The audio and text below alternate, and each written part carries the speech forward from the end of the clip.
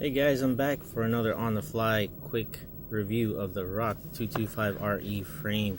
It's a race edition frame here. Let's take a look at the quick specs.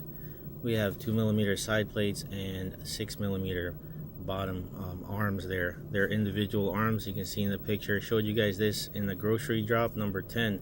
And I'm kind of mocking up the build right now. I was gonna do the whole frame assembly, but I figured, you know, it takes a little while to get used to the knowing what all the parts are if you just put it together first. So I figured I'd show you guys afterwards, and I could just tell you it went together really easily. So there's all the specifications and what they're recommending can go in here.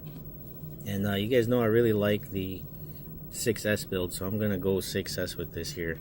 Let's take a look at the rest of the components you get. What's left over after I built it are these regular mini-sized camera side plate mounts. You can see they have that curved moon section there for adjusting the angle, and what's on there now are the micro style side mounted camera plates there. They're basically TPU. So this looks like a TBS VTX tray. I've seen these around. I think SoFlo FPV uses them. And I think this is what this last piece of carbon fiber is for, just to give it a little bit of a steady, rigid place to mount, which is a nice extra if you use any kind of VTX and want to just have it in its own little row in the stack. That'll work out really well. And other extras are battery strap. They use these, I guess, suppose for the battery pad. It has to lift off the bottom quite a bit. I'll show you guys the frame in just a second. And it even comes with an XT60 and wires and everything for your power. Let's see, I'm not sure if I said battery strap already, but there it is. And then we have the antenna tubes and this adjustable type of cable tie wrap here. And you even get a keychain. Very cool keychain. I have the same thing, just smaller. Love these keychains. Got quite a collection now.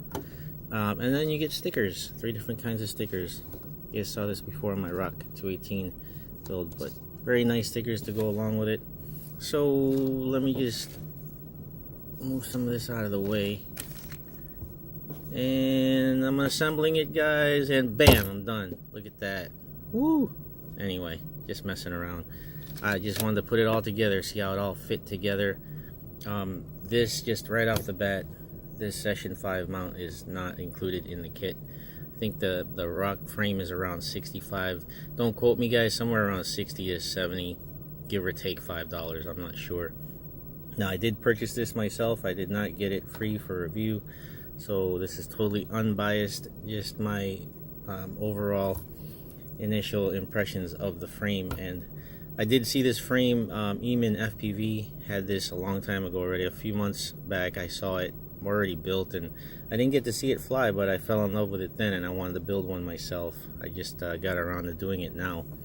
So you don't see Quad Monster stuff out there in the mainstream right now, and I'm not sure why. I guess they're not really pushing their products as hard as they want to, or maybe they don't want to. I'm not sure, but they definitely do have a race team, and I've seen them in action. So this is like a robust style race frame, jack of all trades, I would think, because they do have a race frame that is a lot lighter than this, and I would think this can just go anywhere and do anything, and stand up to crashes. So let's take a look at everything, guys. Those 6mm arms, let's get a good view of that. See if we can get this to focus here. No, not really, I guess. Here we go. No, maybe if I put my hand right here. Wow, come on, there we go. There's a good view of the arms, and I just put the motors on temporarily, but not so much. I'm just gonna change this tie wrap to a black one, and then heat gun that sucker down, and it's gonna be living there till it breaks. But you can see the 6mm arms, it has the 3 motor screw mount style here. It did come with all these motor screws because these are 6mm, so no screw set you get with any motor is going to come with long enough screws, so it's nice that they included that. And you see I have my Hyperlite, my favorite motors right here for 6S, the 2205, 1722. I guess we call these a regular aluminum edition now because they just released the titanium, even the American flag one that's came out right after I ordered these last week. But it's okay, you know, because the one the camera mount Eamon gave me is orange, and it just works out with matching the motors. So yeah, it turned out okay. But going back to the frame here, everything locks in the bottom here with these. You can see that thin piece right there. That is a like a retaining plate. And let me show you up close here. If this would ever focus, please. There we go. Right there, guys. You slide it in after you slot the top side plates down in, and then you slot that forward and just screw these in. It's basically that simple. There isn't a whole lot. The only thing tricky I found on here was this really nice 3D printed part here. I suppose it could have been printed better, but the design is cool because for two reasons.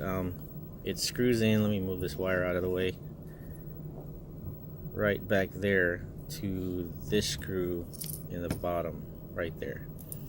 So the TPU part is not holding the plate down. There is a press nut in there already.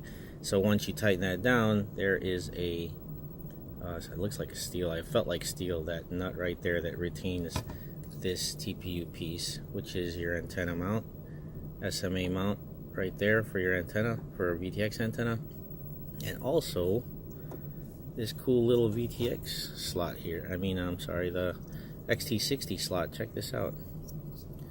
Only got a few minutes, guys. I limit these videos to 10 minutes or less, but yeah, you could opt to do that, and it just lives in there. It's kind of cool.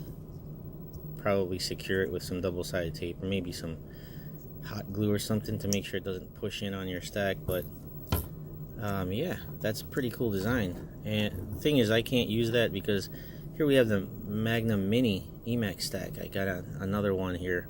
I returned the one I got from Pyroflip because it had the broken connector. So I think Get FPV had them in stock, and I ordered that up. And I used these little adapters here that came from the TX600, the new full speed TX600 VTX, and I guess they just included these, but that didn't come with the frame. I just wanted to show you guys what it looks like. And yeah, just lifted them up right there. This is, you can see here, there is no option for 20 by 20, so I really needed those adapters to make this work.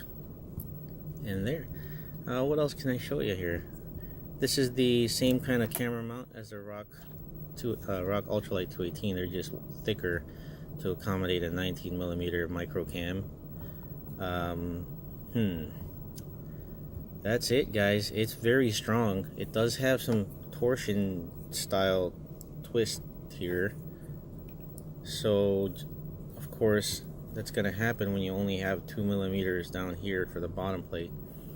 But other than that, it's very strong. I mean, that flex is going to help when you crash. You know, you're never going to flex like this when you're just under motor power. It's just going to give when you crash, which is going to help. But yeah, that's pretty much going to wrap it up, guys. Hopefully you can see that okay. Let me back out and get one last look at it. Gotta go here in a few seconds. Just saying that I really like how it looks. The color scheme turned out okay.